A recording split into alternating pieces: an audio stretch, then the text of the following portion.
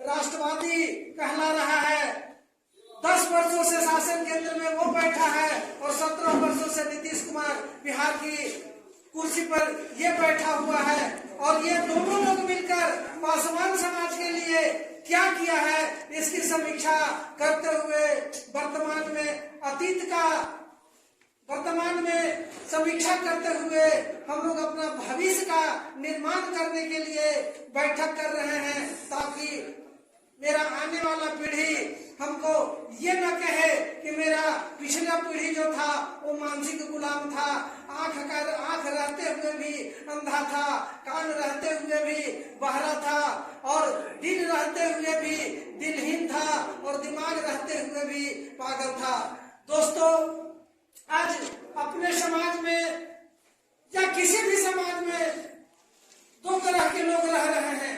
एक लिखल पढ़ल लोग है, एक पढ़ा लिखा हुआ लोग है। दोस्तों, लिखल पढ़ल का मतलब यह होता है चिराग जी के नीतियों का समीक्षा करने के लिए।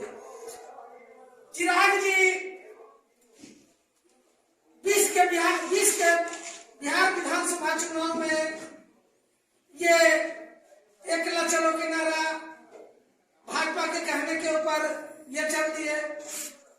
नीतीश कुमार के तमाम सीट पर जितना था उस घायल का बदला लेने के लिए तुम समझिए कि घायल नाग हो चुका है। और नीतीश कुमार एक ऐसा व्यक्ति है जो दोस्ती को निभाना नहीं जानता है, लेकिन दुश्मन को पीछा वो कब्र तक करना जानता है। 2005 से बिहार की गद्दी पे वो बैठा हुआ है।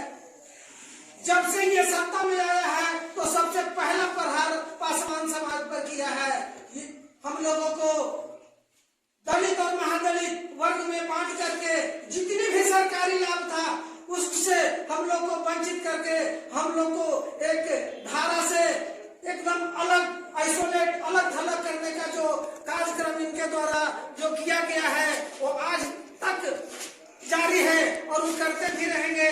और वो जानबूझ करके चिराग जी के नीतियों का भी असर है कि वो हम लोग को राजनीतिक डैमेज और सामाजिक डैमेज देने का कार्य वो भी करते। जब नरसंहार का दौर चलना शुरू हुआ तो लालू जी ने उस नरसंहार को जांच करने के लिए एक आयोग का निर्माण किया था, एक आयोग बनवाए थे। उस आयोग का नाम था अमीर दास आयोग। पासवान जाति के आयोग के नाम पर आयोग बना था। और जब आयोग बना और वो तमाम रणवीर सेना के नेताओं को नोटिस करना शुरू किया, समीक्षा करना शुरू किया, और इसके बाद सत्ता चेंज कर गई। तो नीतीश कुमार जब ये सत्ता पर आए तो सबसे पहले वो अमीर दास आयोग को इन्होंने भंग किया, ताकि गरीब लोगों को, पासवान लोगों को न्याय न मिल सके। और एक वर्ग के पक्ष में खड़ा होकर के पासवान समाज के राजनीतिक और आर्थिक और सामाजिक जो भी प्रहार करना था इनके द्वारा किया गया। ये हम लोगों के आंखों से देखा हुआ बात है। 94 में जी कृष्णैया डीएम, मुखिया जी को याद होगा, जी कृष्णैया डीएम जहानाबाद में डीडीसी रह चुके हैं, जी रह चुके हैं। जहां डीएम थे उस वक्त भी लालू जी का समय था। उस भीड़ में आनंद मोहन के गुंडे के द्वारा उस दलित आईएएस को हत्या करा दिया गया। हत्या में आनंद मोहन का नाम आया। उसको जी कृष्णैया की मैडम पूरे परिवार केस लड़ा और केस लड़के आजीवन कारावास फांसी के रूप में उसको मैंने दिलवाने का काम किया। और उस आनंद मोहन को नीतीश कुमार जेल मैनुअल में नियमावली करके संशोधन करके और उसको मतलब सत्ता से जेल से बाहर करके आज चुनाव लड़ा रहे हैं कि अब ये दलितों के मुंह पर करारा तमाचा नहीं है। इसलिए हम ये चाह रहे हैं, हमारा ये अपील है समाज से कि जो बिहार की सत्ता पर या केंद्र की सत्ता पर दलितों के मुंह पर करारा तमाचा मार रहा है, उस पीड़ित परिवार के दिल के ऊपर आज क्या गुजर रहा होगा। और इतना बड़ा हमारे आईएएस वर्ग को, आईएएस को हत्या करके और उसको ये करने का काम किया। और आज चिराग पासवान के आने के बाद हम चिराग पासवान मंच पे, आज चिराग पासवान को मंच पे, जमुई के मंच पे लोगों ने कहा कि चिराग पासवान को जय श्री राम, क्या जय श्री राम कह देने से जी कृष्णैया के आत्मा को शांति मिल जाएगी। इस तरह का घटनाएं घट रही है और फिर भी चिराग जी पता नहीं किस से उनके साथ जाकर के गलबहियां काट रहे हैं। आपको हम लोगों के समाज में, दलित समाज में जो पढ़े लिखे लोग हैं, जो सरकार से सवाल किया करते हैं, और उसमें एक चेतुसाल नाम है, बहुत बड़े पत्रकार हैं, ये आपको रतन लाल जी हैं, ये बैकवर्ड समाज में प्रोफेसर लक्ष्मण यादव है। ये लोग सवाल करते हैं, सब सवाल से, सत्ता से सवाल करते हैं। उसी तरह अम्बेडकर साहब के बेटा प्रकाश अम्बेडकर के बेटी के हस्बैंड जो है, उनका नाम है अनिल तेलतुंबड़े। भीमा कोरेगांव में 2018 में जो घटना घटी थी, उस घटना में उनको अर्बन नक्सली में नाम दे करके, और उसको आज तक ये नरेंद्र मोदी की सरकार जेल के सलाखे में बंद किए हुए हैं। क्या वे अरे हमारे समाज के जो पढ़े लिखे लोग हैं, दलित वर्ग के जो पढ़े लिखे लोग हैं, अगर हम सत्ता से सवाल करते हैं तो उनको किसी न किसी कांड में फंसा करके और उनको जेल के सलाखों में बंद कर दिया जा रहा है। क्या ये दलितों के ऊपर करारा तमाचा नहीं है? क्या प्रकाश अनिल तेलतुंबड़े क्या वो मतलब अम्बेडकर साहब के को परिवार के लिए सवाल करते हैं, ये हम लोगों के लिए सवाल करते हैं? ये यक्ष प्रश्न मैं आपके बीच में छोड़ रहा हूँ। साथियों, 10% आरक्षण, ये किताब देख रहे हैं, ये हम किताब भारत का संविधान है। इसी संविधान के बल पे हम लोग आज यहाँ इकट्ठा भी हुए हैं, बैठे हुए हैं। ये आवश्यकता पड़ेगी इस किताब को तो हम आपको 300 रुपया जमा कीजिएगा, किताब आपके घर पे ला करके हम पहुंचवा देंगे, टैक्सी आ जाएगा आपके घर पे। इसमें सामाजिक एवं शैक्षणिक रूप से जो वर्ग पिछड़ा हुआ है उसको आरक्षण देने की बात कही गई है, उस शैक्षणिक संस्थानों में एवं नौकरियों में। इसमें कहीं भी आर्थिक आधार पर आरक्षण देने की बात नहीं की गई है, लेकिन फिर भी 10% आरक्षण रामविलास जी के जीवन काल में रहते हुए 10% आरक्षण ये दे दिया गया है। और इनको मतलब रंगरेलियां बना रहे हैं, और हम सबको फिर भी लाभ लेते हुए दलितों को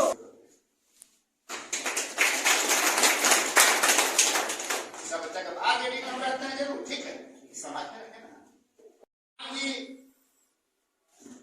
मोदी जी का चिराग भाई बने हुए हैं, चिराग पासवान जी बने हुए हैं, और सतयुग में राम जी का हनुमान जी थे, उस सूरज भगवान के निकल रहे हैं, सब सूरज भगवान की निकल गए। सोचिए, जब पहले अपील हुआ कि सूरज भगवान बच गए तो आज दुनिया में जोरा हो रहा है। आज हनुमान जो है, आज हनुमान जो है संविधान को निकल रहा है। होशियार हो जाइए, इतना बेकार जीवन हो जाएगा, इतना बेकार बाबा का जीवन हो जाएगा, फिर निकल होशियार होइए हनुमान से। दोस्तों, आज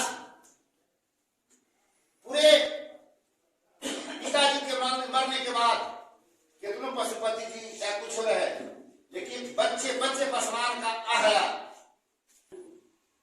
इन्वायरमेंट पुलिस फूड अनुशासन करो, कारण कहीं था।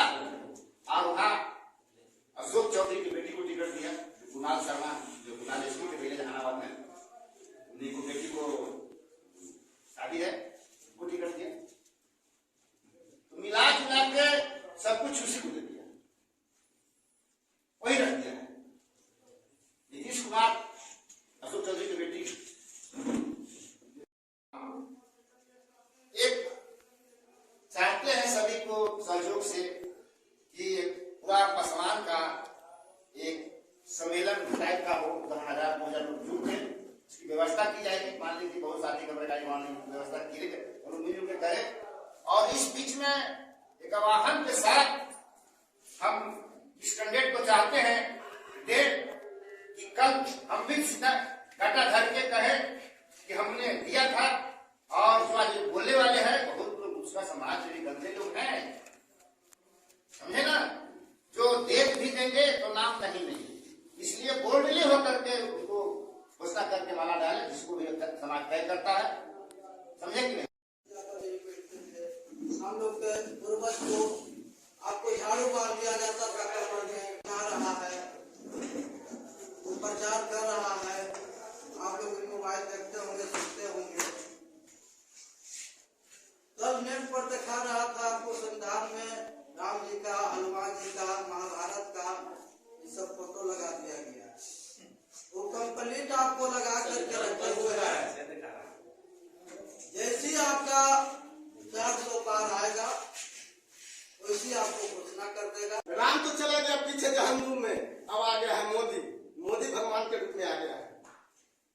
हमारी बात को समझना होगा। हमारा अधिकार को कैसे कैसे छीना जा रहा है, हमारे लोग को कैसे ठगा जा रहा है।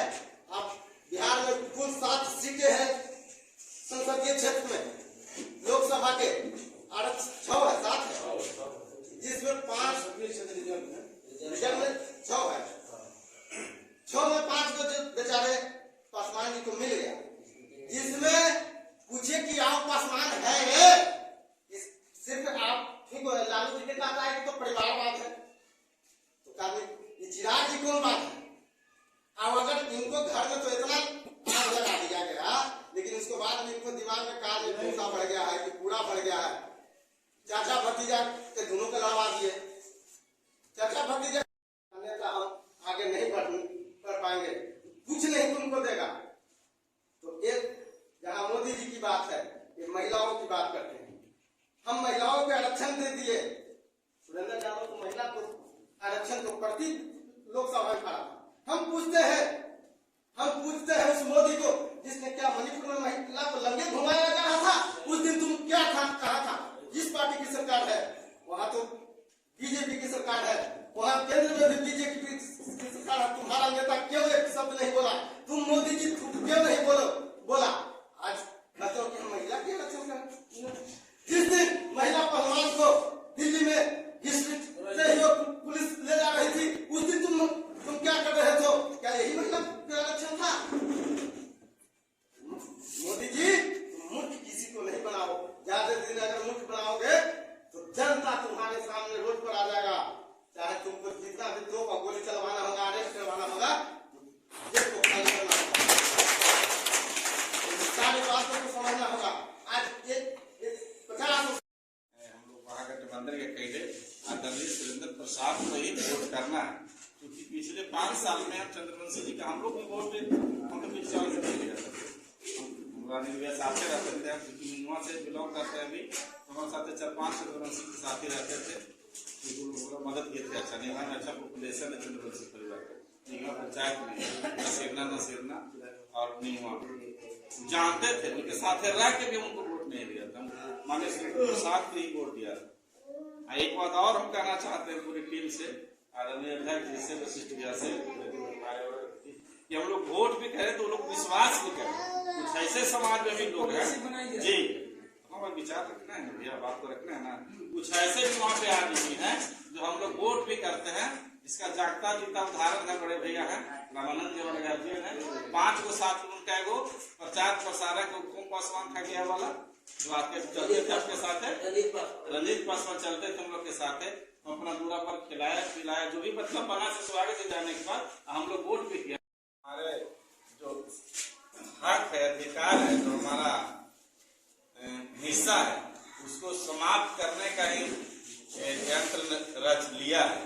अब सीधे जैसे 400 जाएगा या पूर्ण बहुमत हो जाएगा राज्यसभा लोकसभा में, तो आता जैसा हमारे बाबा साहब ने बनाया जो संविधान में है, उसको पारित करेगा, पूर्ण बहुमत रहेगा लोकसभा राज्यसभा में, तो जो चाहेगा जो करेगा। इसलिए उस बात को हर एक घर में, हमको ज्यादा नहीं लेकिन अपने संसदीय क्षेत्र जो साथी आए हुए हैं, जो हमारे गोतिया नहीं आए हुए हैं, दलित परिवार के चाहे कोई जाति से भाई उपस्थित है या नहीं उपस्थित है, जो उपस्थित है वो भाई को कर्तव्य आदायित्व बनता है कि अपने गांव कस्बे में जाए, शाम सवेरे आपस में बैठते हैं, दूरा दलान में बैठते हैं, कहीं बैठका पर बैठते हैं। तो इस बात को हम लोग चर्चा करना है कि भाई आने वाला दिन है, 1 जून को हमारे वोट है, इस वोट में हम लोग को निर्णय ये लेना है कि जो हमारे एनडीए का लोग या भाजपा के लोग, जो कमल छाप का जो लीडर है, जो बैठे बैठे इस तरह से भाषण दे रहा है, जो साथी बड़ा मोबाइल रखते हैं, उस चीज को सुनना है। अपने अभिभावक को जो इस चीज से वंचित रहते हैं, बहुत अभी 75% का 60% ऐसे गांव समाज में लोग हैं जिनके पास ही बड़ा वाला मोबाइल नहीं है, जिनको जानकारी नहीं, खेत खलिहान में काम करते हैं। ऐसा मैंने है हमारे असम्बली में बहुत बड़ी आबादी है। हमारे फोटो लगा रहे तो नहीं लगा, 2-4 पासवान भी है। पिछले बैठक में हम कानून को फोन किया था, जो सरपंच पति है, अभी राइट पर्सन है, 2 बार